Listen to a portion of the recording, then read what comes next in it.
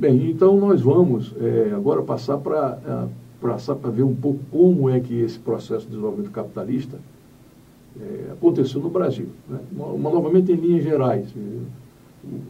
Nós sempre lembrando que os cursos do nível 1, eles misturam mais noções do que conceitos, né? Em determinadas circunstâncias, você tem que lançar mão, de fato, dos conceitos, né? Então, como é que a gente se tornou um país capitalista, né? Nós tínhamos, inicialmente, até a República, uma posição, inclusive a República Velha, que vai até 30, que acaba em 30, né? Uma economia profundamente débil, né? Profundamente de exportadora de produtos básicos, de produtos primários. Nós ainda temos isso, mas de lá para cá o país evoluiu, né? Até 22 a economia dependia dos interesses da metrópole, com a independência. Ou seja, Portugal, né? Nós sabemos que a partir de 22 há um movimento de independência que faz com que se formalize a independência do Brasil, né? E que antes dessa independência, o que antecede é a formação de uma economia absolutamente colonial, né? Ou seja, exportação de pau-brasil. Pelo menos no começo de 1500, antes de passar para apresentar características outras, né? Como, por exemplo, depois da cana-do-açúcar, que veio logo na sequência das primeiras décadas dos 1500. Né? Mas aqui, a estrutura latifundiária, grande extensão de terra, né? A convivência do desenvolvimento se dá nisso, a propriedade privada, uma parte grande improdutiva, né? Ou então com a produção muito concentrada na mão de poucas pessoas. A exploração do trabalho escravo, ainda que persegue aí, vai até esse período, até 88, né? Formalmente, com a abolição da escravatura, de indígenas e africanos.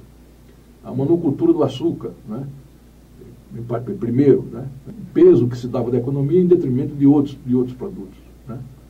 Concentrado, né? Uma economia, como eu disse, voltada para a exportação de produtos primários, particularmente o açúcar e o café, que foram os dois primeiros que ainda existem hoje, mas que foram nascendo no broto, digamos assim, do processo de formação da economia brasileira, né? Depois você teve o período da borracha, depois você teve a mineração, depois do período da borracha, o café volta de novo com força no final do século, né? Então, são ciclos, né? Então, são ciclos que convivem com a predominância daquele produto, né? O açúcar, por exemplo, é a possibilidade de ter um bom lucro. Na época, o preço era muito elevado, o que motivava, né, a busca da produção de açúcar, né? Ou a cana-de-açúcar, né? E na medida do mercado internacional, um empreendimento muito rentável aqui para os grandes proprietários, né, de terra e uma coroa portuguesa, né? Esse processo foi do século XVI ao século XVII, né? Essa predominância, né? Esse período que nós estamos examinando, ou seja, passagem do século XVI e XVII do Brasil, formou o que se chamou de Pacto Colonial. A relação entre a importação dos produtos manufaturados da metrópole, né, e o processo de exploração da colônia aqui brasileira, né, no Brasil. Já no século XVIII, o ouro, né, ou seja, o ciclo aurífero, particularmente em Minas, né? Naquele século, durante esse século, no século XVIII, houve uma intensa exploração de jazidas e a região mineira passou a ser digamos assim, um polo de crescimento demográfico urbano, e a economia portuguesa sustentou-se por um período com base na extração exatamente dos recursos daqui, nosso recurso aqui, particularmente o ouro, né? Parte significativa desse ouro contribuiu enormemente para a acumulação de capitais. A própria burguesia inglesa, produtora então de manufatura, fornecedores de diversos produtos aos portugueses, né? E a contrapartida era o ouro brasileiro dos portugueses aos ingleses. No final do século XVIII, essa produção do ouro entrou num ciclo de declínio, de decadência, né? Depois segue, então, no Brasil, o ciclo do café, que tem uma força muito grande. No final do século XIX, um ciclo de pulso muito grande, né? E fazendo com que, no metade do século XX, por exemplo, o café era o principal produto de exportação nessa. Até 40, 50 por aí. Ainda era o mais importante, apesar da industrialização. Bem, mas aí houve uma certa mudança, digamos assim, mudança de expansão. A expansão cafeira passa pelo Vale do Paraíba, o Oeste Paulista, e passou por um processo de modernização, digamos assim, né? Modernização no sentido do capitalismo, embora uma modernização conservadora, né? Como todas as modernizações que acontecem no capitalismo dependente, né? Não são modernizações inovadoras. Mas o que interessa reter, isso é importante, porque esse movimento por São Paulo deflagra uma nova fase, né?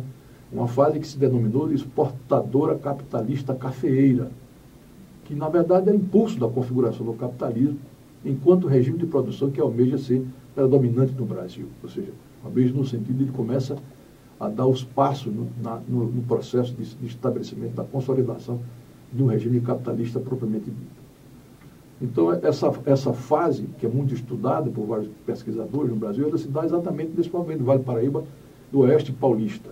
Ali se constituem bancos de exportação, casas de comércio de exportação de café, máquinas de beneficiamento de café, e o processo de movimento, de industrialização, ele tem um impulso muito grande com essa fase, que o Brasil passa a ser um grande exportador de café, né?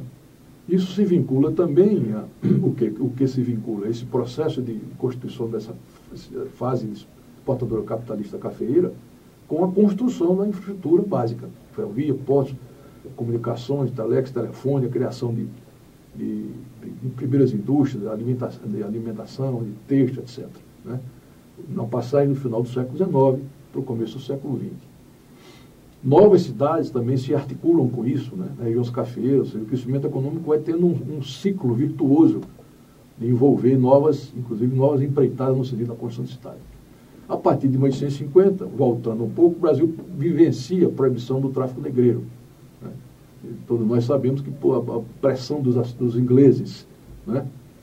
Da sua própria expansão capitalista, né? E o governo aqui edita a Lei de Terras. A Lei de Terras que tem um papel importante no sentido de cristalizar a estrutura do latifúndio no Brasil, né? Data de 1850 também. Esse processo revela o declínio da posição da escravidão, do escravismo no Brasil, né? E segue-se nesse período um intenso processo de lutas pela eliminação, né?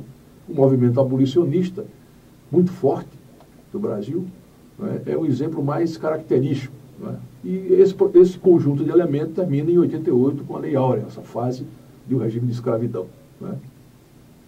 Nesse processo, junto a isso, os imigrantes, o ciclo da imigração cresce, porque ele já vinha desde o final do século XIX, né, meados do século XIX, e paulatinamente o trabalho escravo vai sendo substituído pelo trabalho assalariado, né? Inicialmente em regime do colonato, parceria e o próprio assalariamento, né?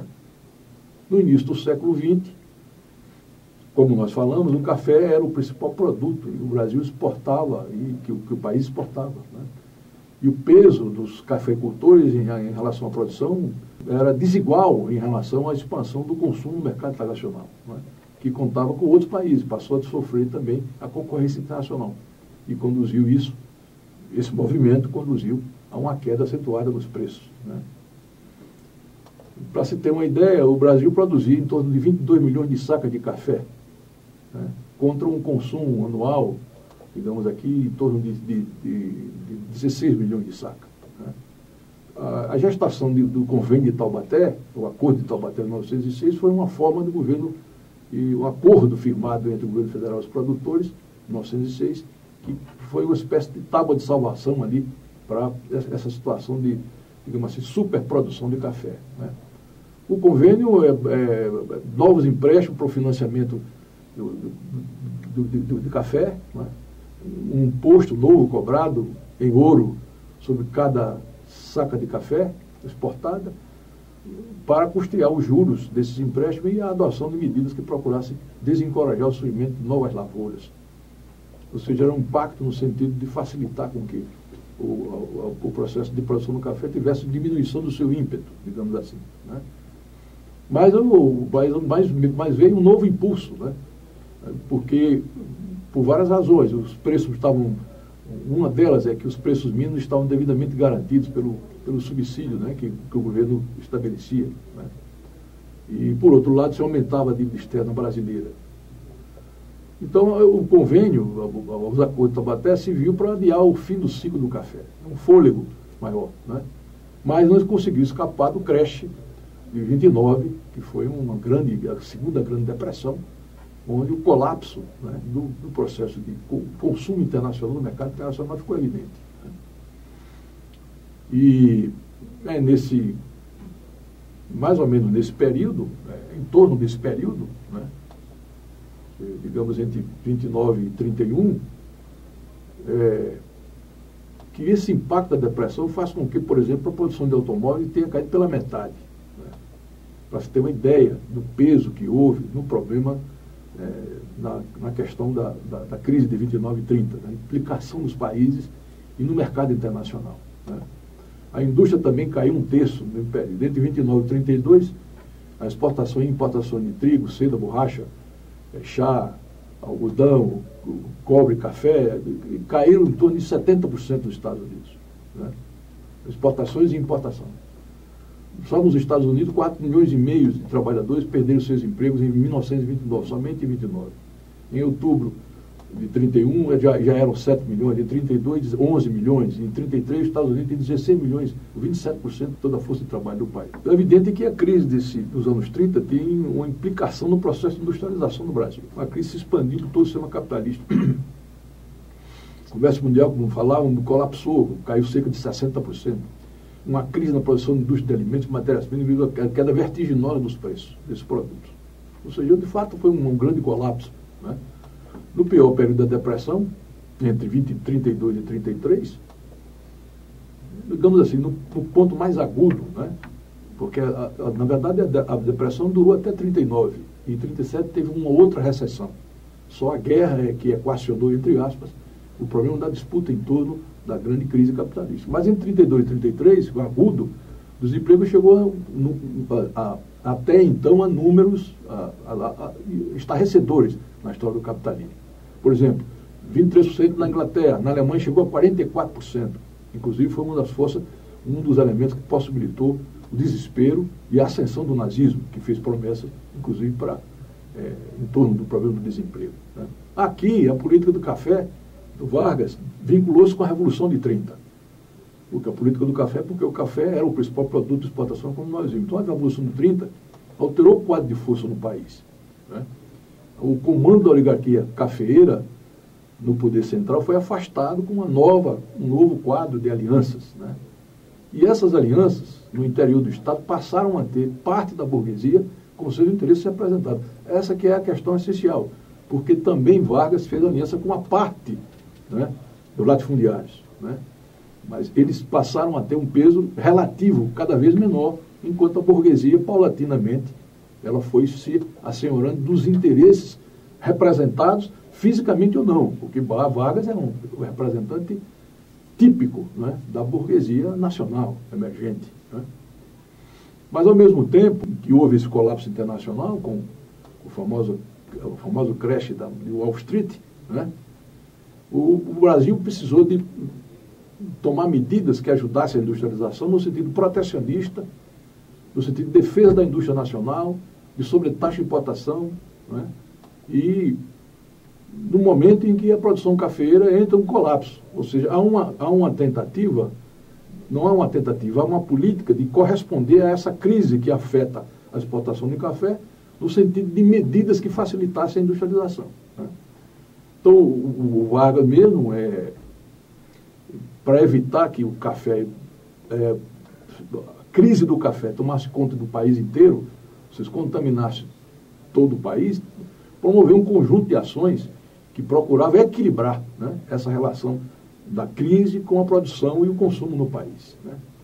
E comprou estoques, impostos sobre a exportação, sobre a exportação, e fez aquele processo conhecido no Brasil, destruição do excedente de café. Então, a partir de 31, foram queimadas ou jogadas ao mar aproximadamente 80 milhões de sacas de café. Essa era uma política que, combinada com as outras medidas que dizem respeito ao incentivo à indústria, né? Foi, então, proibido novas plantações, com prazo de 3 anos, as despesas com produção de financiamento, a redução de salários e débitos também dos fazendeiros, 50%. Então, tudo medidas tomadas no sentido de impedir que a sobreprodução de café continuasse, né? Isso aí, em certo sentido, garantiu que a crise não se desdobrasse mais ainda, né? Ou seja, melhorou a situação econômica e uma reorientação mais clara à industrialização foi necessária, né? A política de vagas, então, para o desenvolvimento industrial nos anos 30 e 40, na verdade, são medidas que levam ao aprofundamento do processo de industrialização do país, né? Entre outras coisas, 3 fatores importantes devem ser retidos que correspondem a esse período, né? Vargas é considerado um grande estadista da burguesia. Então ele tinha que romper com a chamada vocação agrária. Essa vocação agrária é um discurso que a direita e os liberais da época tinham, vinculados à República Velha, no sentido de que o Brasil não tinha que entrar nada no desenvolvimento capitalista industrial, né? E sim, o país tinha uma vocação agrária, deveria conseguir ser um país exportador de produtos primários, né? A segunda questão que influenciou foi a própria Grande Depressão que nós vimos aqui. O parque industrial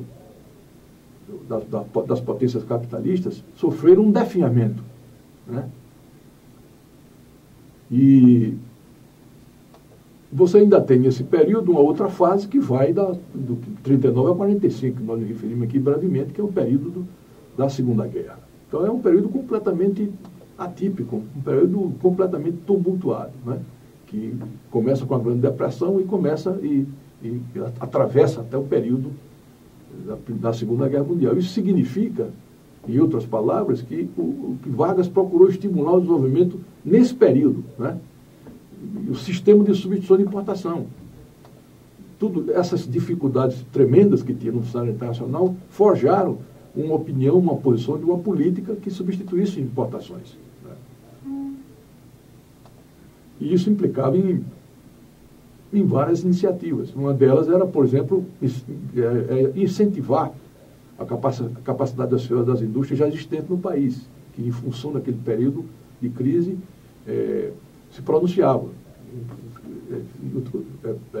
Incentivar significa financiar uma parte desse processo da produção, né?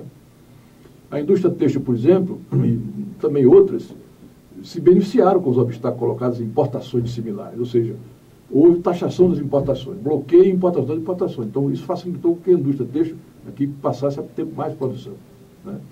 Isenções, exportação de café para exportações de máquinas e equipamentos, indústria de bens de capitais, né? Foram claras, isenções de impostos, né? E as indústrias de base, que iniciaram o seu desenvolvimento ainda nesse período. A indústria de base fundamental para fornecer às indústrias a matéria-prima necessária à produção de bens duráveis, né? Isso já se dá nesse primeiro governo do Vargas ainda. Isso significa dizer, para se reter, que o Vargas protegeu e incentivou a industrialização, né? Isso é um problema-chave, que há toda uma discussão de que a crise foi a deflagradora da industrialização no Brasil. A crise ajudou, a crise impulsionou, a crise forjou com que Vargas tomasse uma série de iniciativas. Por exemplo, em 1938 criou o Conselho Nacional de Petróleo, não é? Fundou-se a companhia, o Vargas fundou a Companhia Siderúrgica Nacional em 41, a Vale do Rio Doce é de 43, a Chesf, Hidrelétrico São Francisco, chave para prover energia para o desenvolvimento é de 45 ainda, no primeiro mandato dele ainda. Outras medidas que contribuíram para a consolidação da indústria no país. Por exemplo, a CLT, Regulamentação do Trabalho pela Legislação Trabalhista, né, que é data de 43. O problema também da regulamentação da atividade sindical, os IAPs, os famosos institutos de previdência, né? A própria organização dos empresários, corporativa, e relacionando essa organização com o Congresso, né? Tudo isso data do período de iniciativas do governo Vargas. Um destaque que a gente tem que dar para esse processo de impulso à industrialização é que o Estado foi o agente fundamental da transformação. Na verdade, é no período de Vargas, nos dois governos de Vargas, onde o Estado tem mais peso no processo de industrialização no país, né? Foi o agente decisivo, né? Até porque o desenvolvimento industrial, por exemplo, do governo Vargas é muito ainda limitado. Então, o Estado foi chave para impulsionar a industrialização. Para isso, mobilizou recursos internos, externos, né? Incentivo à produção doméstica, apoio à indústria nacional e também investimentos externos. Vargas não era um xenófobo. Vargas não tinha a visão de que tudo que vinha de fora não prestava. Mas tinha a visão clara que isso estava subordinado ao desenvolvimento industrial do país, dirigido pelo Estado. Quanto a isso, não há dúvida, né? Nesse período também, os chamados atores principais da ordem capitalista, empresários, trabalhadores, passam a ter um protagonismo muito maior. Chegando num certo, digamos assim, uma certa fase de conclusão sobre esse problema do capitalismo no Brasil, nós podemos dizer que a constituição do capitalismo ganhou impulso definitivo à Revolução de 30. Né? Novas forças políticas e sociais lideradas por Vargas, no sentido da ruptura completa com a República Velha. A República Velha, que nós vimos aqui, era a protetora da exportação de produtos primários básicos, uma economia muito limitada. Evidentemente que nós podemos afirmar que foi a partir de Vargas que a industrialização do país aparece de forma orientada, direcionada, não é espontânea, de modo a superar o atraso da República Velha, que nós comentamos aqui. A República Velha é latifúndio, né? Significava latifúndio. E o país produzia eram produtos elementares, né? Coisa básica demais, né? O Estado, que na verdade era usurpado pelas oligarquias rurais da República Velha, passou a voltar então para a indústria, possibilitando o desenvolvimento de um capitalismo industrial tardio. Eu diria para a indústria, o desenvolvimento da indústria, mas também para o uso social, né? A ideia que é expressa no primeiro discurso de posse do governo Vargas é muito significativa, né? A questão social não pode ser tratada como questão de polícia. Então, combinando com as iniciativas da industrialização, o governo de Vargas tem esse componente social indiscutível preso a ele, embora fosse um desenvolvimento social capitalista daquela época, né? Mas nós falamos que esse desenvolvimento do capitalismo tardio, porque a nossa industrialização se inicia numa época em que o centro do capitalismo mundial já estava desenvolvido. Nós vimos isso aqui. Então, por que é que nós chegamos a um capitalismo tardio? Porque, como nós falamos aqui, uma coisa é você industrializar o país a partir do século XVIII e XIX. A outra coisa, nós chegamos à conclusão que foi 30, né? Quer dizer, quase 100 anos depois, que o impulso do capitalismo se deu com o governo de Vargas, né? Ou seja, o desenvolvimento dos países da chamada periferia do capitalismo estavam delimitados pela época que era a época do imperialismo, que nós vimos aqui, né? Nós tivemos aqui em síntese, um resumo, né? Um capitalismo que tinha um peso nacional muito grande, quer dizer, era predominante a ideia do nacional no desenvolvimento industrial, embora incipiente, que foi até os anos 50, principalmente em torno dos anos 50, ou melhor dizendo, mais ou menos em torno de 50, incluindo o primeiro governo Vargas, né? E isso não quer dizer que não existia aqui bancos e empresas estrangeiras. Existiam bancos e empresas estrangeiras, né? Só que o peso que eles tinham na economia é um peso muito menor que passaram a ter, né, posteriormente. Mas é com Juscelino, que governou o Brasil entre 56 e 61, que o país, na verdade, o Brasil entra na rota da internacionalização do capitalismo global. Isso quero dizer que depois da Segunda Guerra Mundial, a internacionalização do capitalismo dá um salto grande. Então, o que o Juscelino fez, na verdade, foi, digamos assim, pegar a onda, né, do processo de difusão do padrão de industrialização capitalistas americano e europeu. O exemplo disso são as montadoras de automóveis aqui, que já eram uma tecnologia que estava sendo superada nos anos 50, e a difusão se estabeleceu por causa dessa razão, e o Juscelino foi foi o pioneiro no processo de implantação disso aí. O que eu estou querendo dizer é que é errado achar que o Juscelino foi um entreguista. É verdade que a economia brasileira passou a ter uma outra fisionomia, com a presença crescente das multinacionais naquela época. Mas a configuração econômica daqueles anos consistia em empresas privadas nacionais, empresas multinacionais e as estatais. Não era somente, é o famoso tripé. É preciso compreender isso, que mesmo o Estado teve peso grande na época do Juscelino, né? A novidade é um peso maior às empresas multinacionais do país. Mas o que é mais importante, do nosso ponto de vista, é que foi sob Juscelino que a industrialização pesada, ou a fase pesada da industrialização, ocorreu.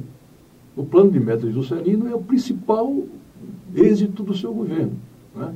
Histórico, porque o país não tinha as indústrias básicas, siderurgia, transportes, material elétrico, química, bem de capital, ou seja, máquina que faz máquina, automóveis, todo o complexo automotivo até então, né? Foi a partir da visão de Juscelino, também um outro estadista da burguesia, que esse capitalismo teve condições, inclusive, de dar um salto no seu crescimento econômico, né? Uma coisa é o país antes de Juscelino, a outra coisa é o país depois do plano de meta de Juscelino, do ponto de vista da formação do capitalismo, né? Por isso que nós temos essa conclusão. O capitalismo no Brasil foi um capitalismo tardio, né? E posteriormente, particularmente com os militares, o país se torna cada vez mais dependente.